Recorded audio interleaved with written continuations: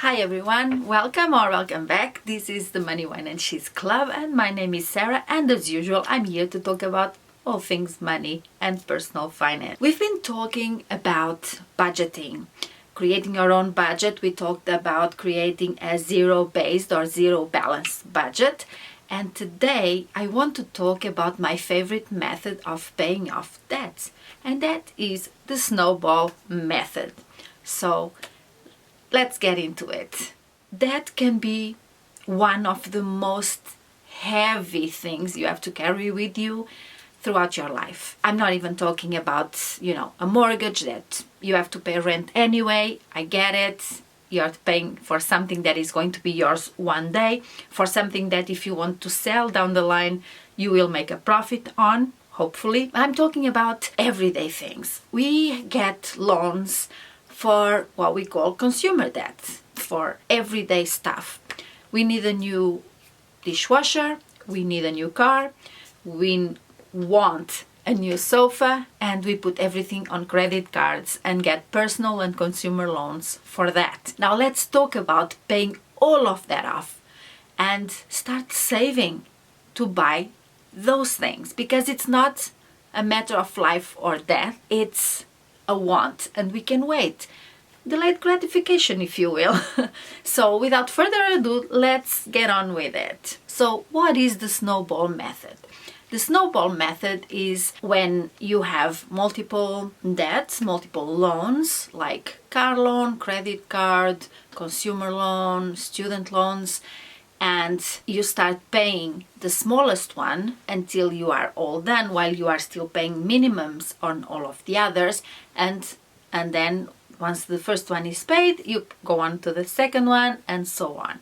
So how can we go about this? So step number 1, you're going to list all your debts. Start by writing down all your debts in a piece of paper, and this includes everything you owe except mortgage. So this would be credit cards, personal loans, car loans, medical bills, whatever you have going on that you owe money on, everything that you have a payment on that you need to pay every single month, you are going to list on a piece of paper. I have an example for you to make things a little bit easier to understand, and that's what we're going to follow just for the purpose of this video. So let's say you have credit card A and you owe $500, you have a car loan where you owe $5,000, you have student loans where you owe $10,000, and a credit card B that you owe $1,000 on. Okay, and it really doesn't need to be more complicated than this. You don't need fancy apps or fancy budget sheets or whatever. You just need a piece of paper where you're going to list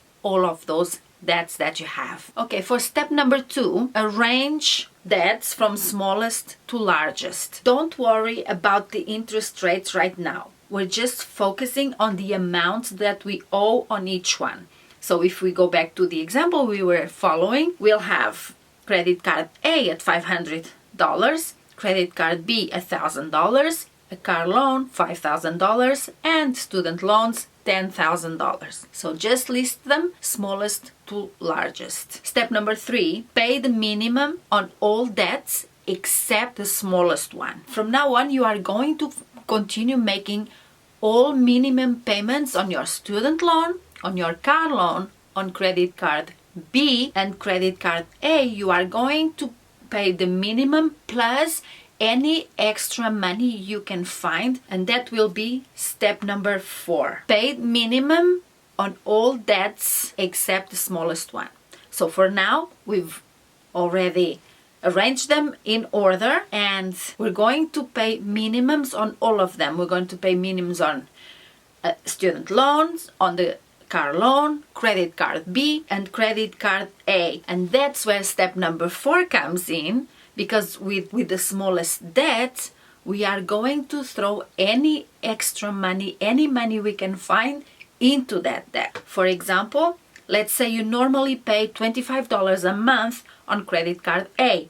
So if you can find $50 a month extra, you'll now pay $75 a month toward that card until it's completely paid off. And this is great because by paying more than the minimum, you're reducing the overall amount of debt you owe. The smaller your debt balance, the less interest you'll be charged each month. And that means more of your payment goes towards the actual debt and not just the interest, allowing you to pay it off even faster. So just out of curiosity and to give you an example, if you owe those $500 on a card with a 20% interest rate and your minimum payment that you're making is $25, it will take you 2 years, 24 months to pay it off. By the end, you will have paid a total of $613.30, and this means that you've paid $113.30 in interest alone that you could have pocketed. On the other hand, if you pay $75 a month on that same credit card with the same 20% interest rate, you'll pay off your debt in 7 months instead of the 24, and you'll have paid only $34.50 of interest. The other was the capital that you owed. So it is a big difference, and we should be looking at keeping our money to ourselves and not give it to big corporations. That's what we're aiming for here. Step number 5, celebrate. Once you've paid off your smallest debt, celebrate. You've accomplished something big and you're building momentum.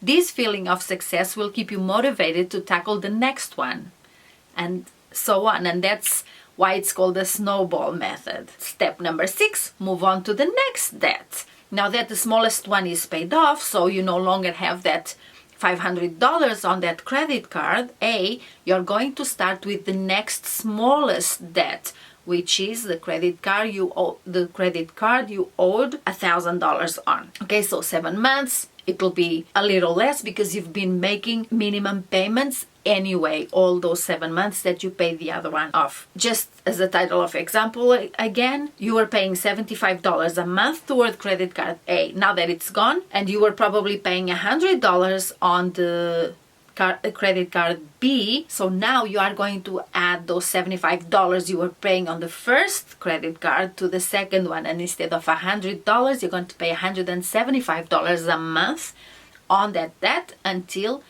it's paid off, and you continue to pay minimum payments on your car loan and on your student loan. Just for an example as well, assuming you are paying the same 20% interest rate on credit card B where you owe $1,000, if you pay $100 a month, you'll have it paid off in 12 months, and you'll have paid $111.61 in interest. But if instead of $100 you start paying $175, then you will have that credit card paid off in 7 months, so 5 months earlier, and you'll have paid only $67.77. Again, this is just an example, and I'm giving you an example of 20%. Your credit card may vary from 18 until 27%. So there can be a bigger difference, especially higher, but usually I'm going with what is most common, and it's around the 20% interest rate.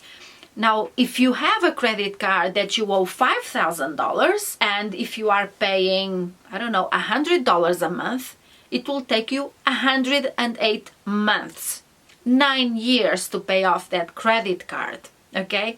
And by the end of those 9 years, you will have paid a total of $5,840 in interest. As in, if you have the same credit card, $5,000, but instead of $100 a month, you pay $300 a month, well, you'll have paid that credit card in 19 months, and by the end, you'll have paid only $960 in interest, which is a big difference. So I'm just giving you different numbers for you to see how much of a difference this can make. For example, $100 on a $5,000 credit card, it's going to take you 9 years.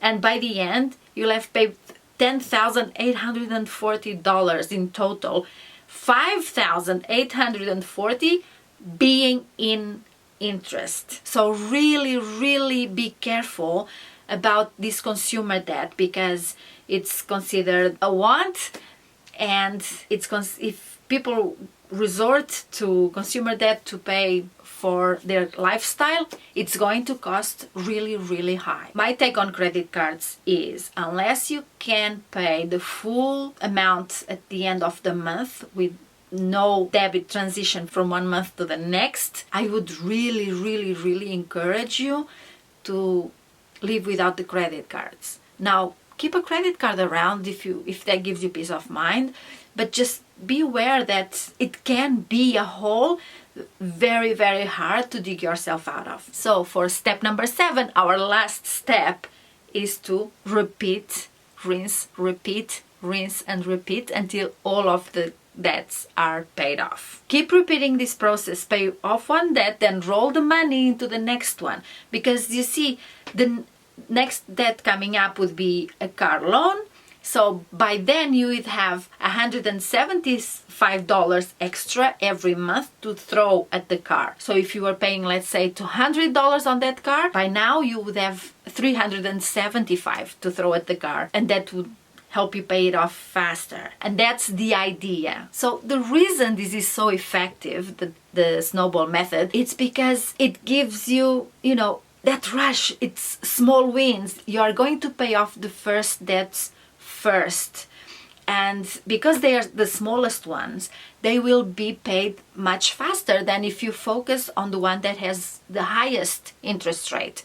Because if it's a credit card that has the highest interest rate, but it has a balance of $10,000, it's going to take you a long time to get it paid off and then go on to the next step. For me, I prefer to have these small wins faster, and that really worked very, very well for us, and that's why I keep telling everybody that this is an amazing method, because it really works, and it gives you a sense that you are moving along. Because again, if you are paying a very big debt, you don't see traction and you just feel defeated and you want to give up, and you give up and you get back to your old habits. Maybe it's just me, I don't know. But again, I just want to encourage you and to really, if this is you, if you need like a quick fix, if you need to try it out, start with the snowball method. You'll see it's going to change your life. It doesn't require you to know math, a lot of math. It just requires you to be consistent and to be focused on what you're doing. And you'll start seeing your debt going down, and you'll feel motivated and excited, and you'll keep going. And that is just the end goal here. It's to not give up and to keep going and to have these small wins. I have a tracker for you that you can download, and I'll leave the link in the comments. And I hope you do give the snowball method a try and a chance, because it will literally change your life. I want to thank you for being here with me. Let me know if you try it, if it works for you, if it worked for you, if you liked it, what happened. I would also love for you to give this video a thumbs up and consider subscribing to the channel so that more people can have access to this kind of information. Thank you so much for being here, and I'll see you in the next video. Bye!